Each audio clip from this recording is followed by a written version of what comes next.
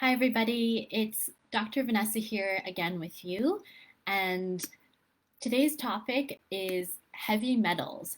They are a hidden source of hormone disruption that we might not always think of when we think of the word toxin.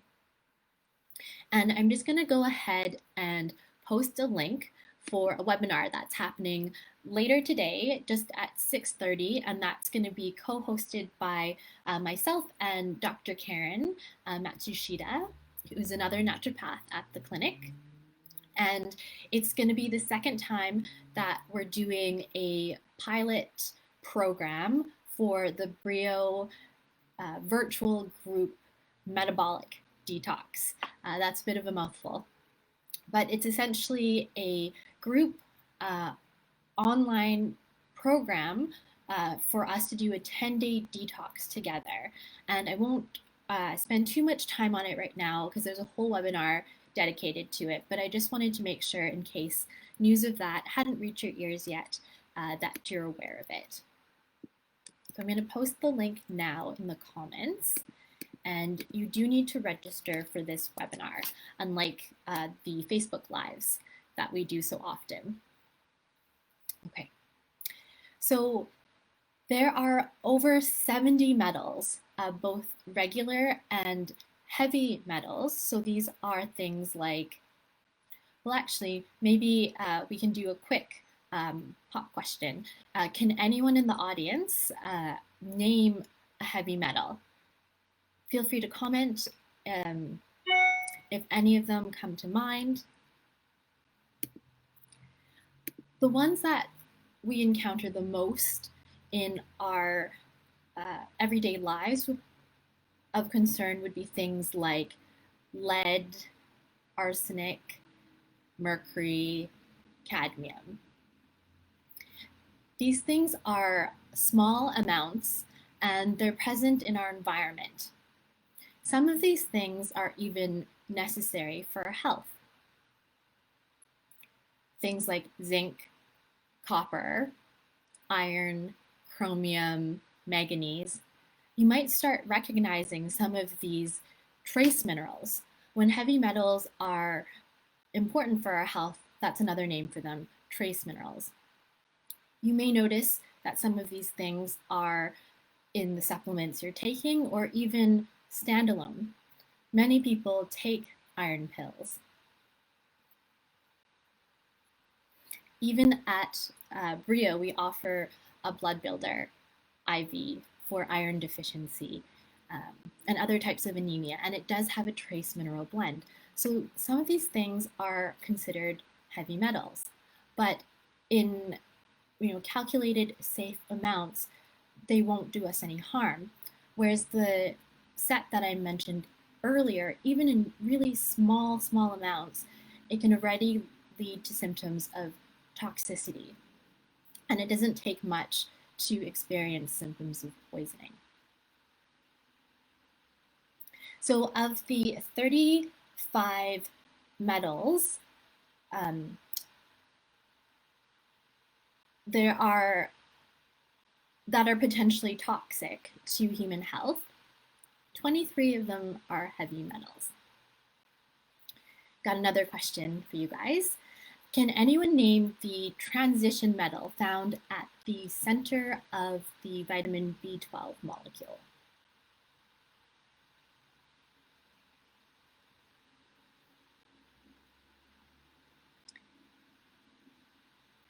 I see there's an ND in the audience, so he's maybe at a slight advantage.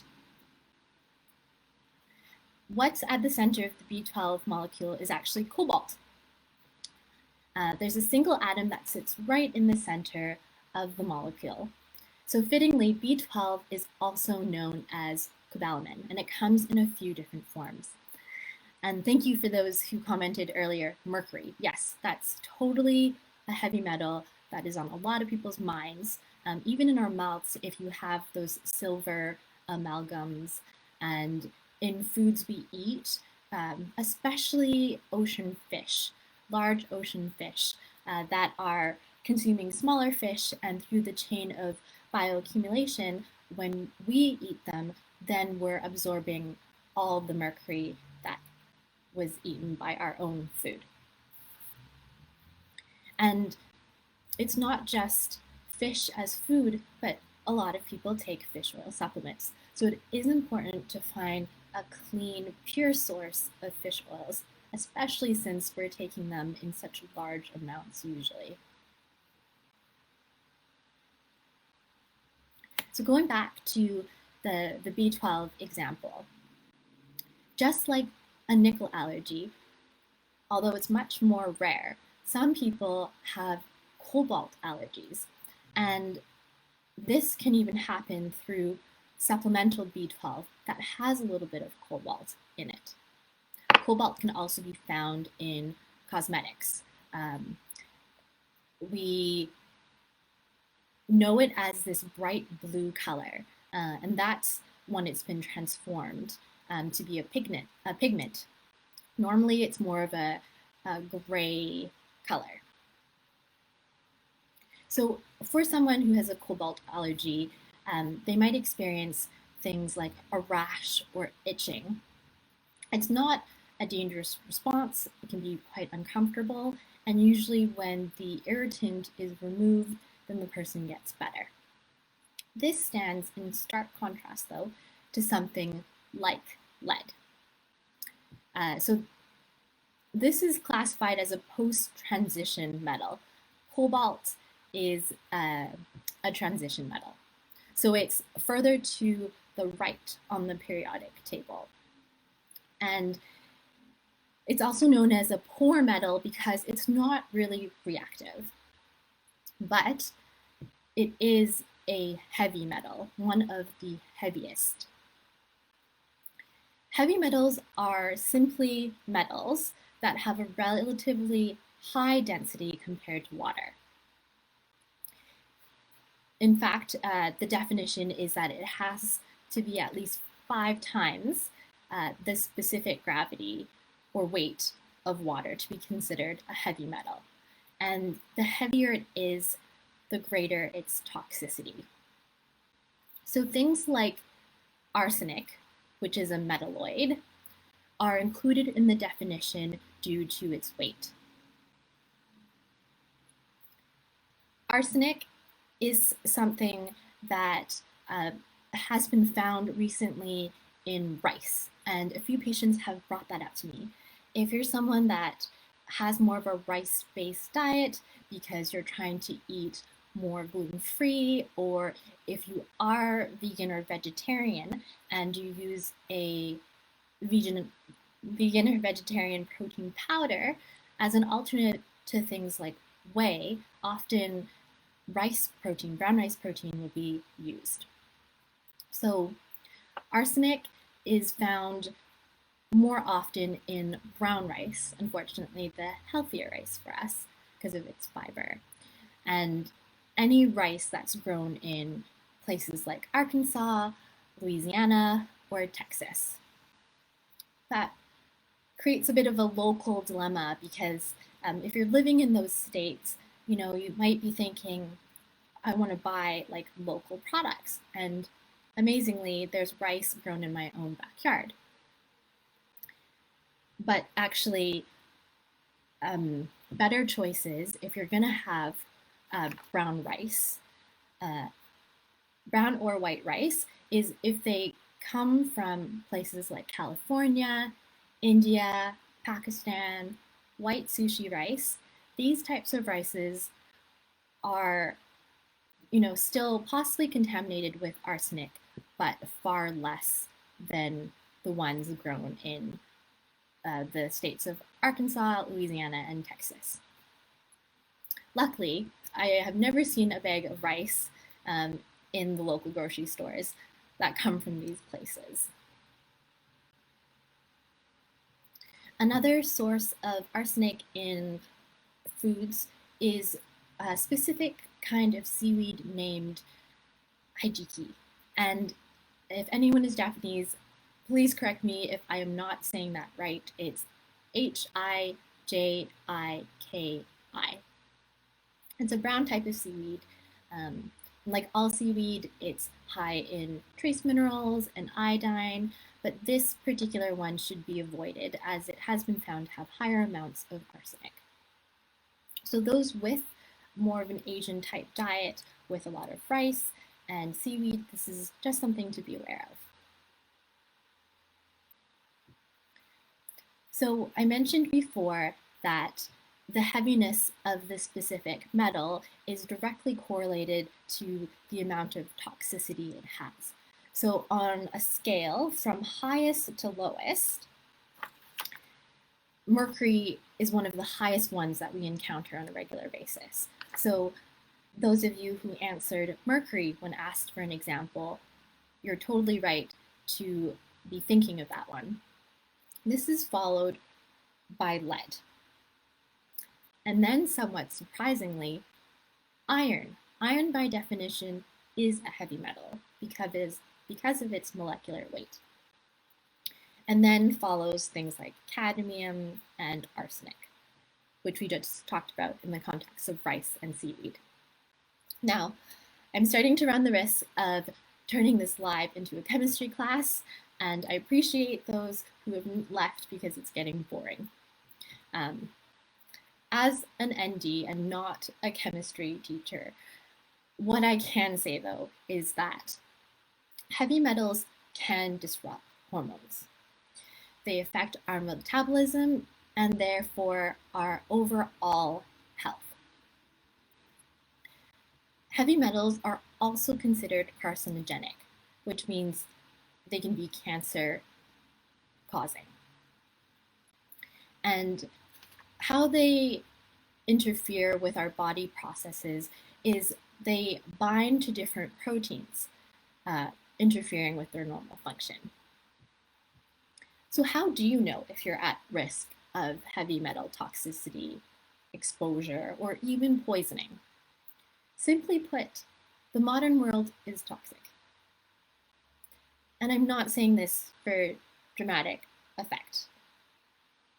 I tend to be more of an optimistic person and try not to give in to fear. But after doing research, it is heavy metals are found in all sorts of food products, drinking water, our environment. So that's our built environment, also outside. I don't know if I mentioned consumer products yet, but that's another one.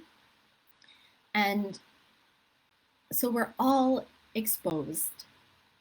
There are limits set by the government in the range of parts per million of the concentration that these heavy metals can be found in consumer products to protect us. But it's really the accumulation from multiple sources where we run into problems. So when detoxification comes up, I often get asked the question, but doesn't our body naturally detoxify? And yes, it certainly does, thank goodness.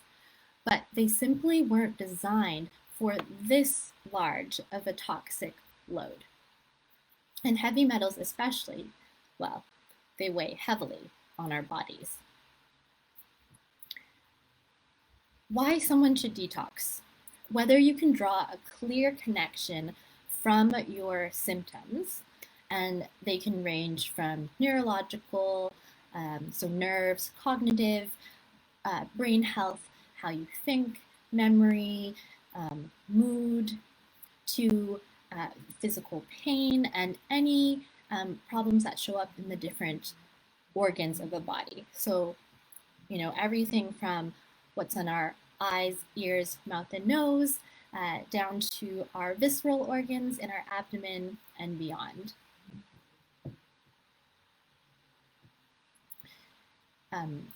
Hormones in particular, so thyroid, growth hormone, and female and male hormones seem to really be disrupted by heavy metals.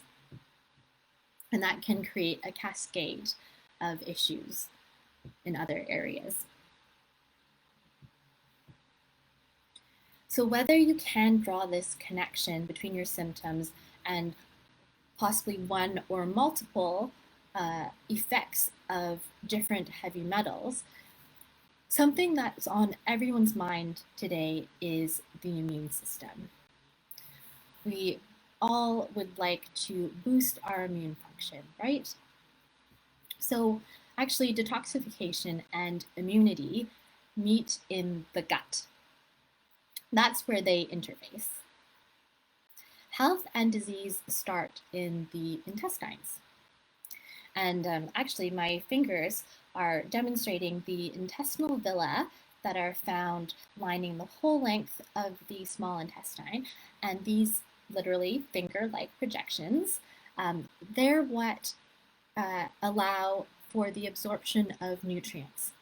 And then they shuttle them to the bloodstream, where it then gets distributed to where they're needed in other areas of the body. An example of where heavy metals can interfere is calcium absorption. Calcium can be displaced by a heavy metal. So where there should be a calcium molecule, instead is sitting a heavy metal, which has a greater affinity or binding capacity in our bones. And so this can decrease our bone density and create demineralization, which can lead to osteoporosis.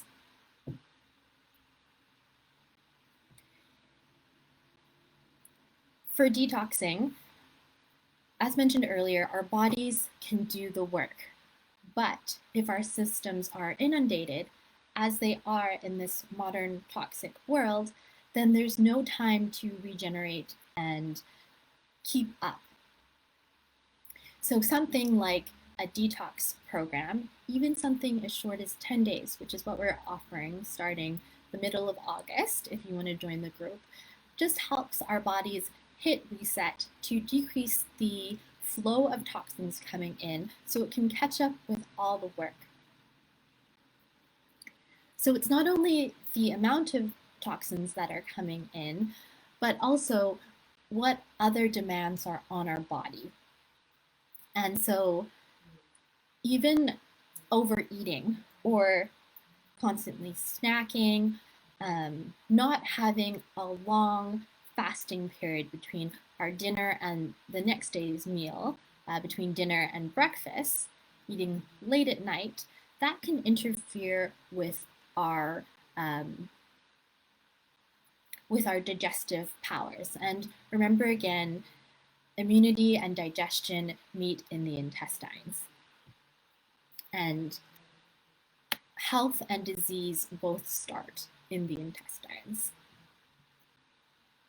So when we eat the wrong foods, when we eat inflammatory foods, foods that are high in allergens, and that can really vary depending on the individual, then our digestive fire becomes overactive. We are giving it too much wood, and that can actually blunt the actual light of the flame, the strength of our ability to digest, to metabolize, to eliminate.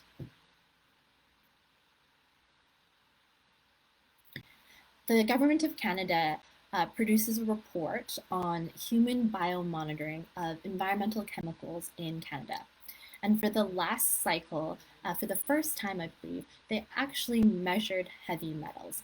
And how they did this was through hair mineral analysis. It's often easier for women than men to go through this type of testing because you do need at least 3 centimeters of hair just for that history on your head. But other ways to measure it are blood, urine, and stool. As those are the primary routes, the urine and the stool, for getting rid of heavy metals. So in this report, they tested Canadians aged from 3 to 79 in one of the 10 provinces. And they had various collection sites. Just for interest's sake, in BC, they tested people in Coquitlam, which some of you may be from, as well as Trail, BC. And they found that all of the heavy metals that they tested, so lead, boron, cadmium, chromium, selenium, arsenic, mercury, those were all present in people even starting at age 3. And partially this is because of toxins and heavy metals passing the placental barrier and ending up in the umbilical cord blood of developing fetuses. So while you're still in your mother's stomach, you are absorbing what she has accumulated throughout her life.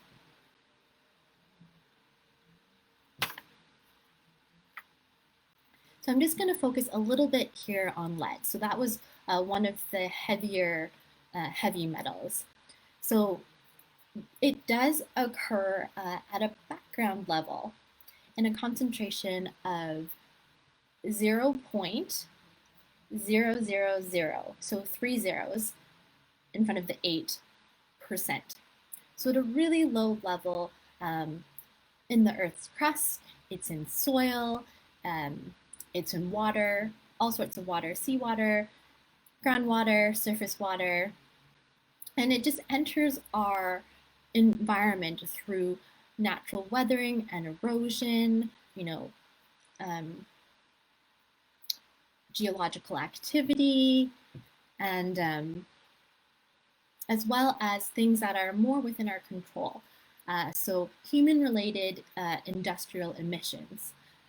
For those who live near smelters and refineries, your level of lead exposure might be different or higher than someone who lives away from these types of buildings. And historically, leaded gasoline was one of the biggest exposures for human, and it did lead to worldwide spread of this toxin through contamination of groundwater. But it's now prohibited since around the early 1990s,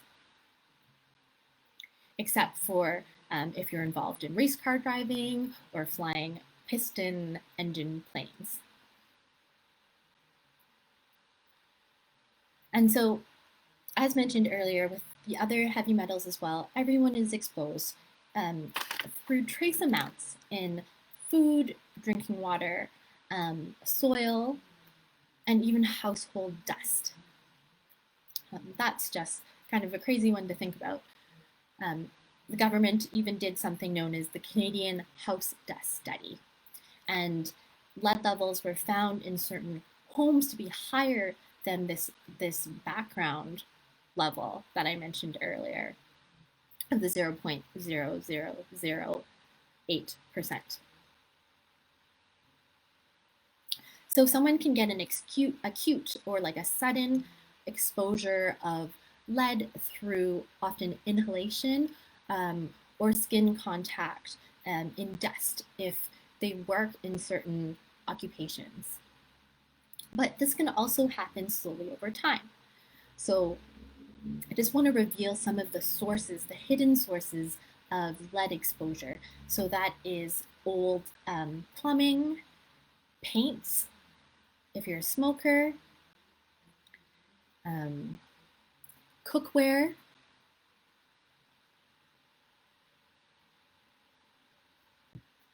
and actually I might have confused my notes. I'm just going to check that I think this is actually, I meant to say this in terms of general heavy metals. Right.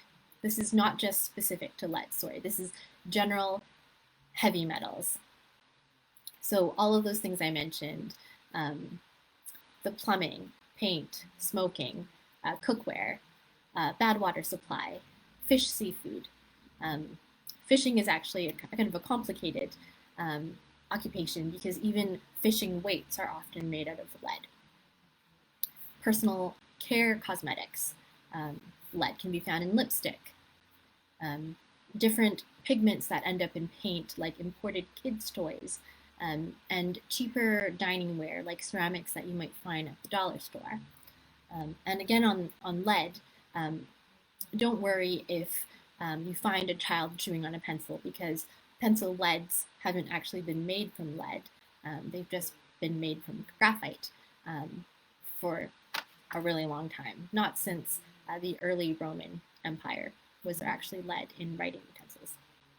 Just to clear up that myth.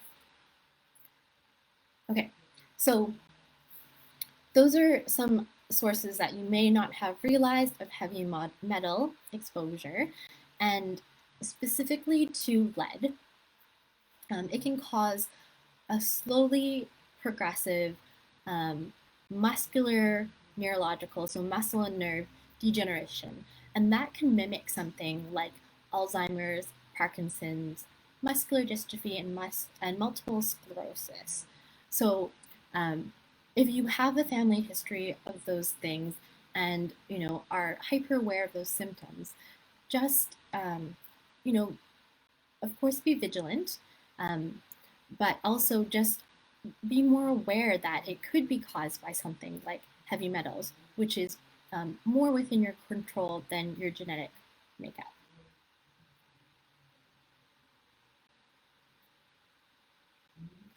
And I did want to say that about 3 to 10% of lead that's ingested gets absorbed.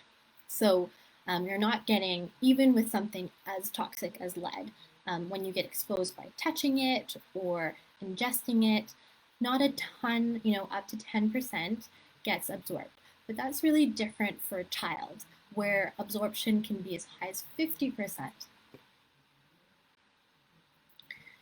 And how healthy a person is, like their mineral levels, as I mentioned earlier, calcium can be displaced with heavy metals. And so if you are more deficient in things like calcium and iron, it does make it easier for that heavy metal to get in the spot.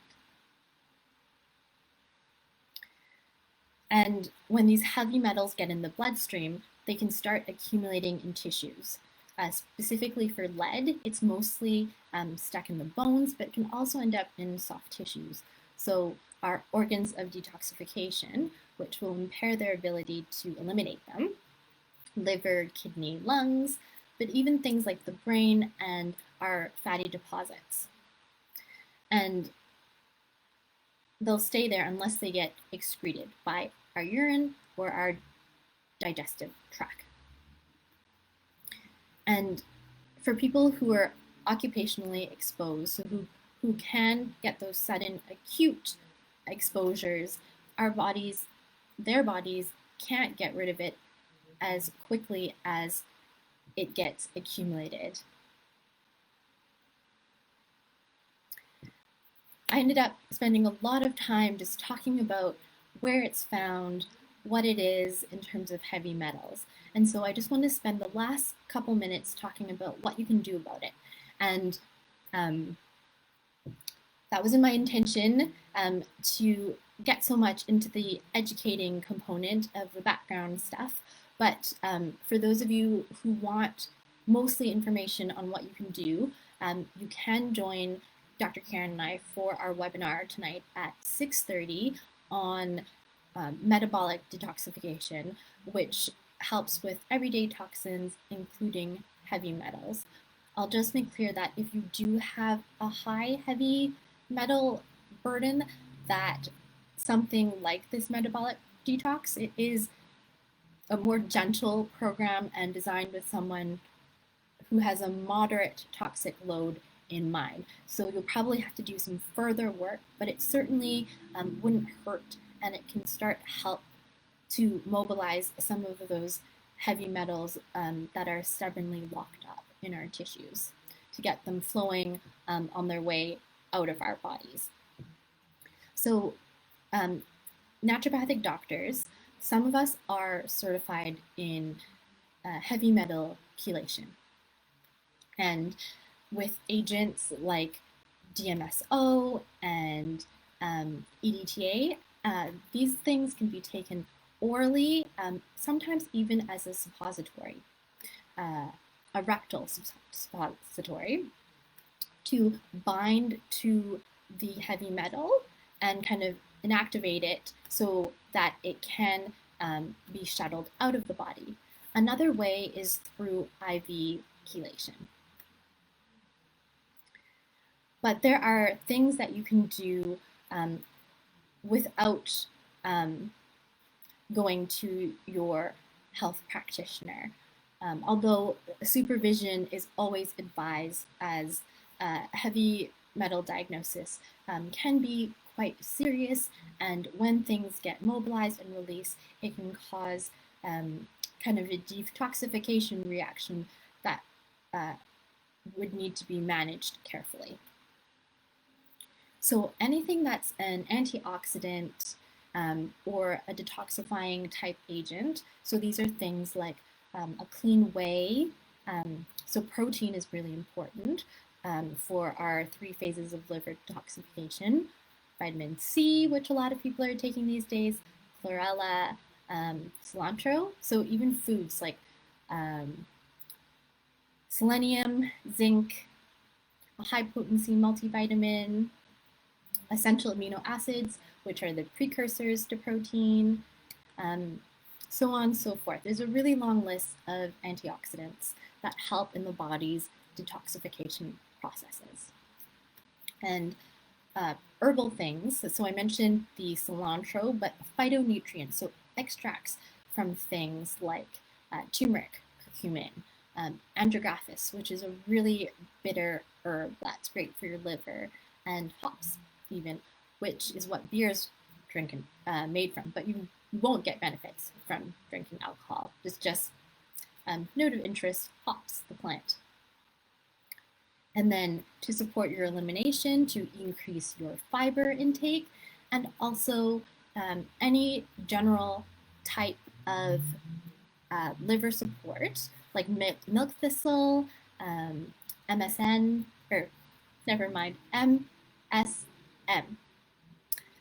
It's a form of sulfur. And again, turmeric fits really well here for liver support.